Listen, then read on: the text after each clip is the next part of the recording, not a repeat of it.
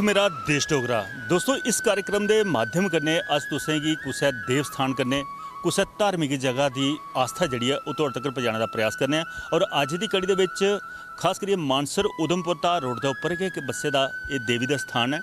उत्थे मत्था टेकने उत्थों का की इतिहास है, इत्थों के जिहड़े मुख महंत न उंदे कोला पुछने का प्रयास करने ते बड़ी आस्था लोगों की आउंदे जांदे गड्डियां जिहड़ियां उत्थे रुकदियां न प्रशाद लईए भी अपने गंतव्य पर जाने का प्रयास करदियां न ते वो आस्था जिहड़ी है वो भी तुहाडे तक पहुँचाने का प्रयास करने।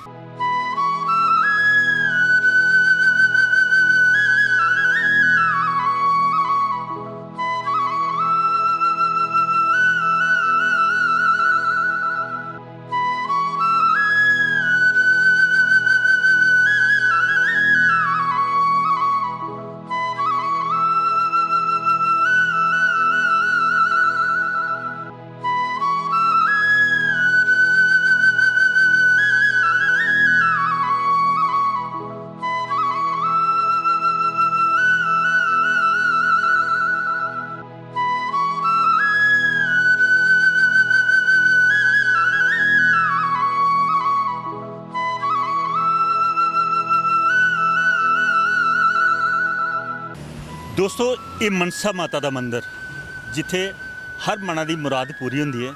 आउंदे जंदे यात्रु जिहड़े अस धार रोड पर दिखने अपने गंतव्य पर सकुशल पुजने की कामना करते हैं और अपने घर की सुख समृद्धि का वरदान भी मंगते हैं। इत्थों के महंत ने इंदे कन्नै गलबात करने। महंत जी के नाम है थोड़ा? मेरा राजकुमार।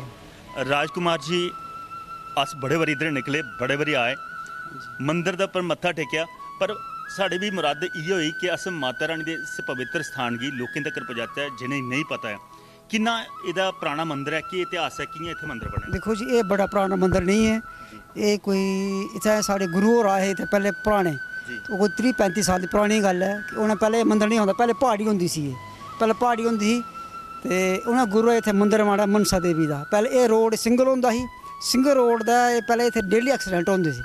डेली एक्सीडेंट जो माता मनसा दी मंदिर बनिया गया तो माता की कृपा ये है कि ना कोई एक्सीडेंट हुआ थे तो ना ही कोई ऐसी दुर्घटना हुई है।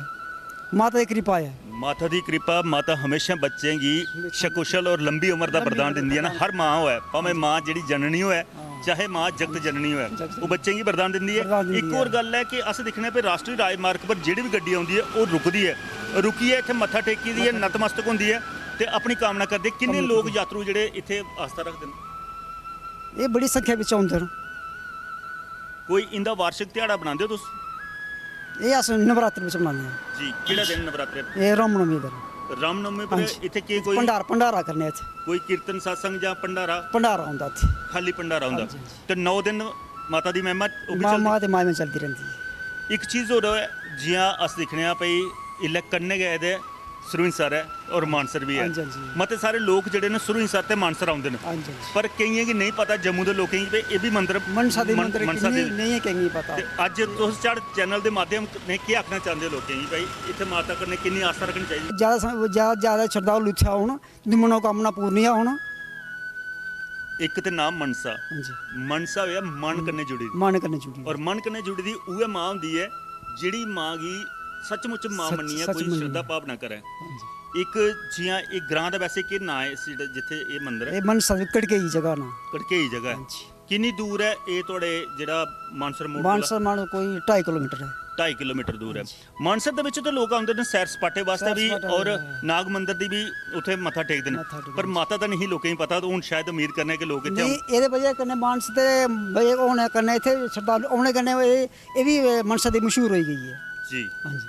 ਜਿਹੜੇ यात्रु कोई आउंदे ने मत्था टेकने वास्ते कदे कुसै ने इत्थे मन्नत कीती होए ते सुनाया होए साडी मन्नत पूरी? नहीं बड़े हारे बड़े ज़्यादा श्रद्धालु इन्हें इत्थे मिगी सुनाया कि असें जो भी मन्नत मंगी साड़ी पूरी होई है, असें वो जो सुख है अस चाढ़ने इत्थे आए अस। मुख्य तक केह् चीज़ चढ़दी इत्थे? कोई केइयां होंदे कुदै गुड़ चाढ़दे कुदै श्रद्धा अनुसार। श्रद्धा अनुसार? हां जी, जो तुस जो बोलोगे ठीक है, मैं ये श्रद्धा अनुसार। ये जेह्ड़ा मंदिर बनेआ ये कुन योगदान दिता जेड़ा इस मंदिर पर? क्या लोगों का कलैक्टिव किट्ठा? नहीं लोगों का कलैक्टिव नहीं है, साढ़े गुरु जी है उन्हें इत्थे बेहियै तपस्या की है, वो माता ने उन्हीं का आशीर्वाद दी है इस मंदिर का सब कुछ बने। ये ना थोड़े गुरु हुंदा? वरिंदर गिरी जी। वरिंदर गिरी जी किन्ने किन्ने बारे वो इत्थे रहे तपस्या करते? हाँ जी, उन्हें कम से 40 साल हुई इत्थे। 40 साल तपस्या की और उनकी तपस्या का जेड़ा सब कुछ है। अज गुरु और है ना? हाँ जी है ना।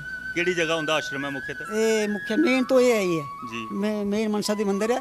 ਪੁਰਾਣਾ ਸਥਾਨ ਹੈ ਇੱਕ, ਜਿੱਥੇ ਥੋੜਾ ਉੱਪਰ ਜੰਗਲ ਵਿੱਚ, ਜੀ ਤੇ ਉਹ ਉੱਥੇ ਬੈਠੇ ਉਹਨਾਂ ਉਹਦੀ ਇਹ ਹੈ ਕਿ ਮੈਂ ਉੱਥੇ ਮੰਦਿਰ ਬਣਾਉਣਾ ਹੈ। ਪਹਿਲੇ ਉਹ ਬਿਲ ਖੁੱਲਾ ਸਥਾਨ ਹੈ, ਉਹ ਮੰਦਿਰ ਬਣਾਇਆ ਉੱਥੇ। ਬਿਲਕੁਲ ਦੋਸਤੋ, ਆਖਦੇ ਪਈ ਜਿੱਥੇ ਵੀ ਕੋਈ ਅੱਛਾ ਸੰਤ ਮਹਾਤਮਾ ਅਧਿਐਨ ਕਰਦਾ ਹੈ, ਭਗਵਾਨ ਦਾ ਉਚਾਰਨ ਕਰਦਾ ਹੈ, ਭਗਵਾਨ ਦਾ ਪੂਜਾ ਪਾਠ ਕਰਦਾ ਹੈ, ਉੱਥੇ ਕੋਈ ਨਾ ਕੋਈ ਸਾਪ ਛਾਪ ਛੁੱਟਦੀ ਹੈ ਧਾਰਮਿਕ ਭੂਮੀ ਬਣਨੇ ਦੀ। ਔਰ ਅੱਜ ਇਹ ਇੱਕ ਦੇਵ ਸਥਾਨ ਕੇ ਬਣੀ ਆ, ਜਿੱਥੇ ਮਾਤਾ ਦਾ ਮਨਸਾ ਦਾ ਮੰਦਿਰ ਸਥਾਪਿਤ ਕਰਵਾਇਆ। ਇੱਕ ਮਹਾਤਮਾ ਦੀ ਜਿਹੜੀ ਤਪੱਸਿਆ ਸੀ ਉਹਦੇ ਕੰਨੇ ਇਹ ਤਪੋਭੂਮੀ ਬਣੀ ਹੈ। ਅੱਜ ਆਉਂਦੇ ਜਾਂਦੇ ਲੋਕ ਇੱਥੇ ਮੱਥਾ ਟੇਕਦੇ ਨੇ। ਮੱਥਾ ਟੇਕੀਏ ਸ਼ਕੁਸ਼ਲ ਯਾਤਰਾ ਤੇ ਠੀਕ ਹੈ, ਆਪਣੇ ਘਰ ਦੀ ਸੁਖ ਸਮਰਿੱਧੀ ਵਾਸਤੇ ਵੀ ਮਾਤਾ ਕੋਲ ਵਰਦਾਨ ਮੰਗਦੇ ਨੇ। ਔਰ ਮਾਤਾ ਰਾਣੀ ਇੱਥੇ ਕਿਤੇ ਦੀ ਮੰਨਤ ਕੀ ਪੂਰਾ ਕਰਦੀ ਹੈ। ਔਰ ਮੁੜੀਏ ਜਿਹੜੇ ਸ਼ਰਧਾਲੂ ਇੱਥੇ ਆਉਂਦੇ ਨੇ, ਜੋ ਵੀ ਮੁਰਾਦ ਹੈ ਉਹ ਮਾਤਾ ਰਾਣੀ ਪੂਰੀ ਕਰਦੀ ਹੈ। ਉਮੀਦ ਕਰਨੇ ਕਿ ਤੁਸੀਂ ਵੀ ਪਸੰਦ ਕਰਗੇ ਹੋ ਔਰ ਦੁਬਾਰਾ ਇੱਥੇ ਆਓਗੇ ਕਿਤੇ ਮੱਥਾ ਟੇਕਣਾ ਹੀ। ਆਉਂਦੇ ਜਾਂਦੇ ਰਾਹ ਦੇ ਵਿੱਚ ਅਗਰ ਬ੍ਰੇਕ ਜ਼ਰੂਰ ਲੱਗਦੀ ਹੈ, ਇੱਥੇ ਹਰ ਯਾਤਰੂ ਰੁਕਦਾ, ਗੱਡੀ ਕੋਈ ਵੀ ਜਾਂਦੀ ਹੈ ਰੁਕਦੀ ਹੈ, ਮੱਥਾ ਟੇਕਦੀ ਹੈ। ਪਰ ਜਿਹਦੀ ਘਰ ਬੈਠੇ ਵੀ ਕੋਈ ਮੁਰਾਦ ਕਰੇਗਾ ਉਹਦੇ ਪੂਰੀ ਹੋਏ ਤੇ ਇੱਥੇ ਮੱਥਾ ਟੇਕਣ ਜ਼ਰੂਰ ਆਵੇ।